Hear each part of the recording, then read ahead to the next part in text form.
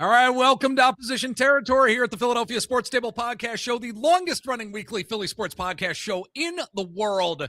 12 and a half years strong. Actually, April, we're coming up on 13 years of doing this podcast. It's great to be in your ears. If you're watching on YouTube, welcome. Subscribe. We would greatly appreciate that. You can hit the bell to be notified when we post new videos. We are here this week on Opposition Territory to dive into the Cleveland Cavaliers. The Cavs are certainly making some waves in the NBA for sure. And to join us to dive into this team, we've got one of our favorite guests on Opposition Territory. He is Jackson Flickenger from, I should say he's the site manager from fearthesword.com. You know, we love our SB Nation sites. My friend, thank you so much for taking the time to jump on here. Thanks again for having me on. It's always fun to, talk basketball with you. And I'm always down to talk about the Cleveland Cavaliers. Absolutely. This team, like I said, making some waves, but it's been kind of a rocky season, which we're going to get to in just a bit with regard to the Cleveland Cavaliers. But you look at where this team is from a power ranking standpoint, you look on different websites, and they are toward the top, not necessarily Detroit Pistons or OKC, top of the line type of NBA teams at the moment, Jackson, but they're right there at the top, and they're going to be contending for sure, in my opinion. But I want to dive into first what the Cavs what the team actually started to look like after this trade deadline here. Now that James Harden is part of the team here, adding assets to enhance this team and really kind of just going all in here. So I'm wondering, how would you grade the Cavs front office after the trade deadline, and also the expectations of this team moving forward as a result of the acquisitions that they've made? I would probably go somewhere between a B+ and an A-. Okay. But really, this trade deadline was also an indictment on the front office's moves, all the moves that they made in the offseason, because they basically, the big moves for the offseason was they decided not to re-sign Ty Jerome. They decided to bring in Lonzo Ball, and both of those decisions have really hurt this Cavs team, because they've just been completely awful when Donovan Mitchell is off the court. And then there's nothing they can do about Darius Garland's injury being as much of a problem as it has been this season. That's just part of sports. But pivoting hard away from the Lonzo Ball experience, from the DeAndre Hunter, who was brought in at the deadline last year, getting as far away from that as possible, were things that this team really needed. And it's addition by subtraction, but also addition by the fact that they brought in, James Harden as the headline guy, but Dennis Schroeder and Keon Ellis have been two great pickups for the Cavs, and been, and especially when you're comparing him to what Lonzo Ball and DeAndre Hunter were bringing to the table. So I'd give the Cavs, really, like, their front office would get a B+, A- on this deadline. If you wanted to go back to last deadline, have to give them an F, because that team was rolling, at the beginning of last year, started 15-0, ended up winning 64 games, and then they kind of lost their way, trying to overcorrect a little bit from an Indiana Pacers series that, in hindsight, looks a little better than it did in the moment with how well the Pacers played in the finals. And also the fact that Darius Garland couldn't move. And if your point guard can't move, and, basketball, you need a point guard, that's really going to hurt your team. So, absolutely. Well, I would like to say, like, if I had to grade the Cavs front office in terms of the acquisitions before the trade deadline, I'm giving them an A, actually. And I guess it's because I'm a Philadelphia 76ers fan, and I see what the Sixers front office did, and I give them a D for what they did. And just giving away somebody like Jared McCain, who many of us thought in time would be, I'm not going to say a superstar by any stretch, but a pretty good bench piece. And I see the bench pieces that have been brought in with the Cavs, and it's like, there we go. The Cavs have some direction. They have some way of being able to make alterations mid-season in order to see success.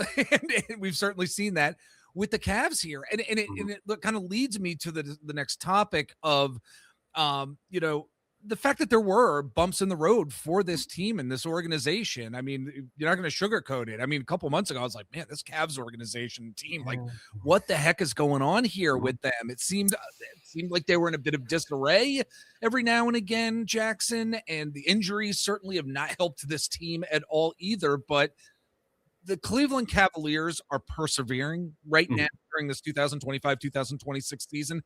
How have you seen this team persevere over the past couple months here? It comes back to me to Donovan Mitchell. Like, the Cavs have been, they've had really rough stretches throughout the season. Yeah. But Mitchell is having the best season of his career, which usually that doesn't happen when you are talking about, a team that comes in with expectations and is greatly underperforming. Like, usually it's like the best player's fault a little bit, but it's been like the Cavs have played really good with Mitchell on the court. It's just everything else around him hasn't worked. And those things are slowly being put back together. We're going to talk about Jarrett Allen a little bit later, but Jarrett Allen is a big piece of that, figuring out how to get him more involved in the offense, figuring out, again, it comes back to like Donovan Mitchell needs a point guard. So when you don't have Darius Garland, that hurts. And then when you have Lonzo Ball, who was as bad as the numbers look, like, I know he was on a podcast recently saying he's not as bad as the numbers look, but he might have been worse than the numbers look.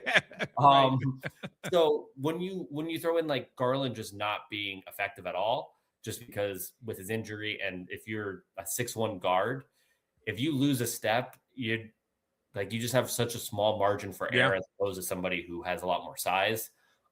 So he just wasn't very good this season. Hopefully he gets right and he gets back to his all-star form with the Clippers. But there's just like a lot of things went wrong. Mitchell wasn't one of them. And now that this team is healthier, except for the fact that James Harden just broke his thumb.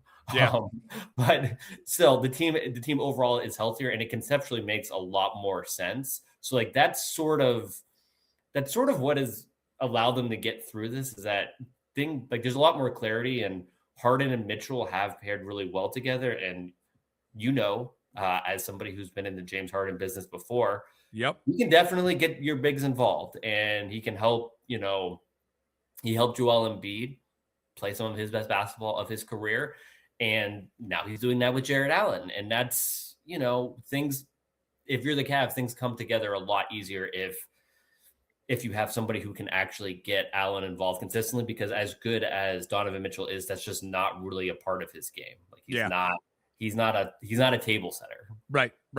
I think this Cavs team is going to see a lot of success during this latter part of the season, the second half of the season here. Going into the postseason really is the question, especially when it comes to James Harden. As us 76ers fans know, I mean, the guy just does not show up for whatever reason. Perhaps it was an anomaly on teams that he's been on outside the 76ers, outside the Cavs as well. It remains to be seen how he's going to perform, of course, during the postseason. But I think as we're moving along here, I want to get into how Harden really works with this offense, and specifically that storyline of whether or not Evan Mobley can integrate his game with James Harden, how this may actually work, Jackson. So what have you seen from perhaps a chemistry standpoint? And do you think this is going to be kind of a seamless integration between these two players as the weeks and as the months go on? What are your thoughts here? My biggest question mark is how Evan Mobley fits into this, because the first 4 games, James Harden played with the Cavs, first three games. Mobley was out injured, and he really developed a good chemistry with Jarrett Allen. And Allen is a much more seamless fit with Harden. Yeah. Allen's a better screen setter. He's a better finisher at the rim, and he just kind of has a little more touch around the rim. And that's just something that James Harden really thrives with. Like, if you have a big who has good hands, good touch, a great screen setter, he's just gonna make the offense hum around that. Yep. And that's what he's done with Jarrett Allen. It's been a seamless fit. It was like the first pick and roll they ran was like, this is gonna work. And it's gonna keep working. And like it's been working, even though they've only had 2 practices since the trade. Right. Like, they haven't had a lot of time to really iron things out, but just Allen and Harden's fit has been so good. Mobley, on the other hand, is I think Mobley's a better overall player than Allen, but he's not a better fit with James Harden. He's not as good of a screener. He's not as hard of a roller. He has a lot of other skills. I think he's a better ball handler. I think he's better creator on his own. He's a better shooter, but those aren't necessarily things that you need alongside Harden. Right. So trying to figure out how that all works with Mitchell and Allen on the court next to them, that's what's going to be sort of a work in progress. But one of the things that, as you know from watching Harden play, not exactly the best defender, somebody who does let his fair amount of guys, dribble past him. Yeah. So Mobley, Defensive Player of the Year, really helps on that end. Yeah. So the Cavs are going to have to, it could be a little clunky. Clunky may not be the right word to use because they've posted like an insane offensive rating with Harden on the court. It's crazy. Yeah. On the court. So yep. It's certainly not clunky, but it's not as ideal as if you were to just put like a smaller floor spacer on offense alongside Allen and Harden. It's not as seamless. It's not as seamless. It's not as seamless, but it could still be very good. Yeah. Elite even just because Mitchell is just the perfect fit for another guard alongside of Harden. And I think that was one of the things where it's like, it's really hard sometimes to get these two ball dominant guards together because you just kind of don't know how they're going to fit. And like Garland and Mitchell, when it was good, it was great. But when it was bad, it was like, I don't really know if they make each other better. Yeah. And Harden and Mitchell have made each other better instantly almost. And there's been an instant trust between them, which has been, like we knew it was going to work with Allen. Like we didn't know it was going to work with Mitchell and right away. So that's where it's like, you can see this being a great offense, but where Mobley fits in is an open question, but that doesn't mean it's not worth the trade-off on the defensive end because they really do need somebody else back there because, Harden's not a good defender, but Mitchell's also not a good defender. He also surrenders a lot of blow-bys, which, is a problem. So we're going to get into defense for sure. Yeah. But I do wonder kind of as a side note here, or how much pressure does this put on Kenny Atkinson to like make this work if it can work? I mean, is there enhanced pressure on Kenny Atkinson, head coach of this team, to get this to work the way that maybe the front office envisioned that it possibly could work? What are your thoughts there? Yeah, I mean, this trade is really meant for this year and next year, and then you don't know what's going to happen after that. I mean, is Harden still going to be playing at a high level at 38, 39? I think he's going to be playing at a good level, but maybe not this level. How does everything look? Things change fast in the NBA. So this is really a bet on, and then there's also, 23 could be coming back to Cleveland, which also would change things a lot next year. So there's just a lot of things in flux, but for this season, I feel like these big of moves is really a bet on Kenny Atkinson. Like, hey, we're going to get you better pieces. We're not going to give you the time to really make it all work, but we trust that you can make it work. Right. And he has made it work so far. Big win against the Knicks. They beat huge win. Yeah. They beat the Denver Nuggets shortly after the trade. So they've really come together quickly, but coming together quickly in March is a lot different than end of April, beginning of May. Yep, absolutely. When teams are able to really game plan against you and, playoff basketball is just a different animal. So it was a bet on Kenny Atkinson, and it was also a bet on Kenny Atkinson with guys who have notoriously not come through in the playoffs. We know about Harden. Mitchell has been good in the playoffs, but his team also has not gotten out of the second round of the playoffs, despite being on some good Jazz teams and some good Cavs teams. Allen, he's famous. He's most famous for a meme about not showing up in the playoffs, like the lights are brighter than expected. And Evan Mobley hasn't done anything in the playoffs. So you're just betting on some guys who haven't got it done at the highest moments. And Kenny Atkinson also hasn't been the head coach of a team that's gotten out of the second round of the playoffs. Yep. So it's just a lot of bets on guys that, are good, should fit together, but also haven't done it. Yeah, absolutely. A lot of gambles going on for sure. And again, folks, we're talking to Jackson Flickenger from fearthesword.com. SB Nation site specifically talking about the Cleveland Cavaliers, what happens with this team day in and day out. Jackson, let everybody know where they can find you on the socials out there. If you want to let people know where they can connect with you. Yeah, the best place is to go to fearthesword.com, just because that's where all of my written work is. But if you want to follow me on Twitter, it's Jax Flickenger. So JACKS FLICKINGER. That's a mouthful, but if you just look up Fear the Sword on Twitter, you'll be able to find me there. There you go. There you go. All right, folks, we're going to take a break. When we get back, we got more Cleveland Cavaliers talk coming your way on this Opposition Territory pod.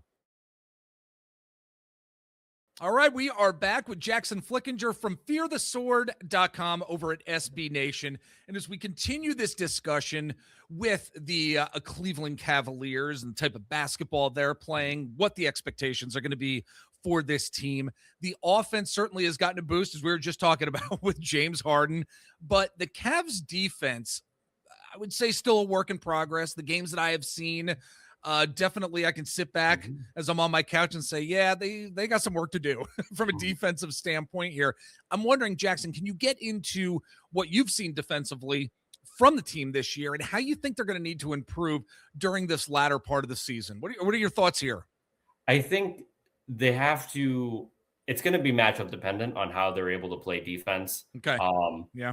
Because Mitchell and Harden, you're not taking them off the floor, and you're not going to make them good defenders either. Right. So that's just, it's like, sometimes people think that, well, maybe they can play harder in the playoff. And it's like James Harden at this age. Yeah. James Harden at this age. Don't think it's happening, folks. Right. So what the Cavs have done is they've always prioritized protecting the rim over the 3-point line, which is something that a lot of smart teams do that. Yep. There's very different ways to do that. So I believe the Cavs are going to, they did that against Oklahoma City on Sunday when they played, but the Thunder shot 52% from three. And sometimes that happens. And even though a lot of those shots were made by not great shooters, but if you give NBA players space, they can make shots. Yep.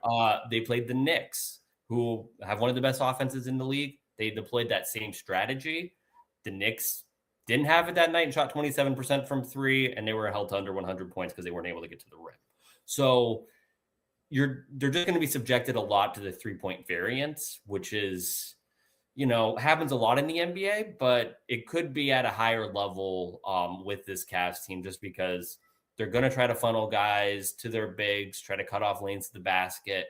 But if you get blown by off the dribble with your guards, there's just going to be openings elsewhere, and you're going to be able to, find the open shooter because rotations aren't going to be as fast as they need to be to defend everything. So right. The best thing that this Cavs team can do is in which they've tried to hide Harden on guys who are not great shooters and stuff like that. So just trying to funnel the shots to the guys that you are okay with them taking those outside shots, and then just hope that they miss them.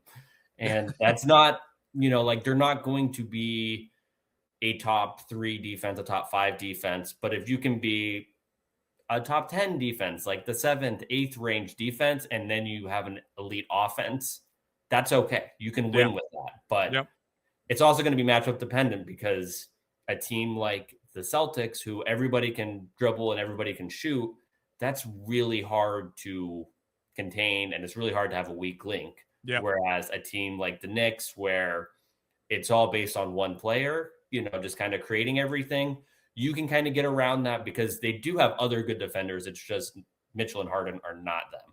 Yep, absolutely. Look, you mentioned Jarrett Allen earlier. I mean, the type of basketball that he is playing this year, probably the best basketball of his career, makes me jealous. I wish we had Jarrett Allen on the 76ers here, just controlling the paint at both ends of the court. He objectively looking at him, just an incredible basketball player, a fun basketball player at this particular point in time this season for him and within his career. So I know it's a general question, but how do you assess where Jarrett Allen is and where he has taken his game this season? Again, given the fact that it's probably the best season of his career at this point. What are your thoughts here? There's a lot of thoughts. Okay. Because it's just, the Allen and Mobley pairing, it sort of just happened because he was part of the original James Harden trade to the Nets way, back Yeah. in like 2019, 2020 Yeah. timeframe. God, it's been that So, long. Jesus. and then they lucked into the lottery to get, Evan Mobley. It wasn't like they tried to pair these guys together. It's just been that, well, these are two great players that kind of do a lot of the same things, and we're just going to try to make it work. And there just hasn't been an opportunity to really pivot off of that in a move that makes the team better from a talent perspective. Yeah. So they've just sort of had to try to make it work. And Evan Mobley has been the focal point for a lot of this time here because he's the younger player. He's perceived as having a higher upside. But the team may be better off prioritizing Jarrett Allen just because the things that he can do well, it just helps the offense a little more. And I think that's what you're seeing. And there's always going to be a push and pull because Mobley and Allen can't operate in the same spots. I mean, they do operate in the same spots, but you can't prioritize them both at the same time. Right. So it's also going to come down to your guard play. And James Harden is the best guard that both of these guys have played with. So maybe you hope that alleviates some of the tension between both of them. But this big stretch from Allen, it coincides with the Harden trade, which is not a surprise. But also Evan Mobley has missed a bunch of games since the end of January. And he's had to, whenever they need to prioritize him, he always steps up and the team is always better off for it. Yeah. So I think we're getting to a point where there's a very serious conversation as to whether or not you should prioritize Allen over Mobley. And we haven't had that conversation before because it's always been, well, Mobley's perceived to be the better player. He has the higher upside. You want to put him in a position to succeed. If you're going all in, you're done with the youth movement. You're done with the idea of Darius Garland could, grow into being the best player on this team. It's all about right now. And right now, Jarrett Allen makes this team better. So you have to find ways to prioritize him and try to fit Mobley in around what Allen does as opposed to the other way around. And that's how we're seeing Allen playing the best basketball of his career. And then also, James Harden helps. Absolutely does. Well, buddy, before I let you go here, I one last question for you and topic for us to kind of dissect here, because the Cavs certainly are a strong team as they are looking to make some waves in the postseason this year. But, as every NBA team, I mean, maybe unless you're the Pistons or OKC at this point, I don't know. They're not perfect by any stretch of the imagination here. So I know we've been talking a lot of positives here, not to necessarily get into any negatives, but I'm wondering what concerns you might see for the Cleveland Cavaliers in this final stretch of the season that they may need to overcome if they really are going to make a run, if they can possibly get to the conference finals.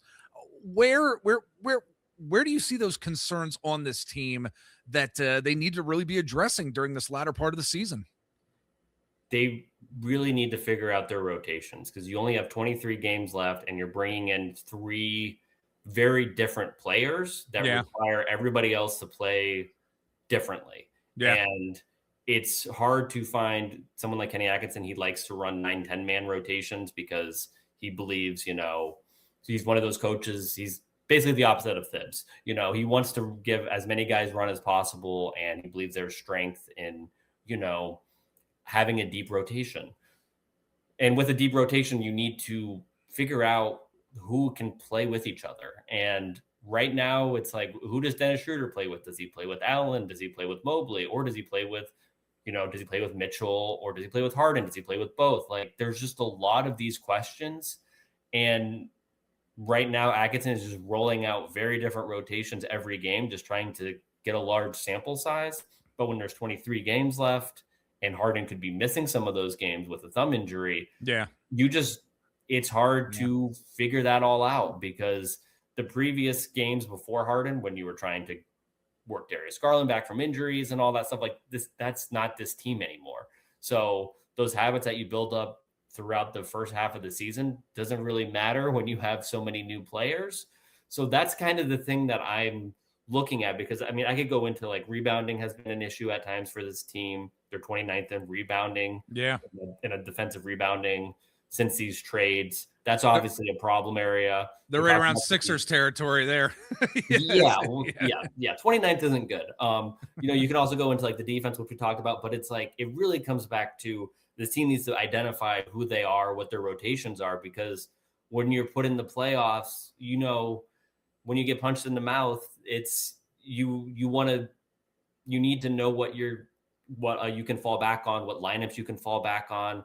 And the Cavs probably don't have the time to really figure that out. Yeah. So that's where it's like, if this falls apart, it's because somebody, they go up against a team in the second round or even the first round that throws something at them that they weren't expecting, and they just don't have, the chemistry, the foundation to really fall back on. So trying to build up that as much as possible down the stretch is really what I want to see. And they also have they have like a really weak schedule coming up after this next week, which is not necessarily ideal, because you want to see them kind of tested. Like, we know how many teams are tanking.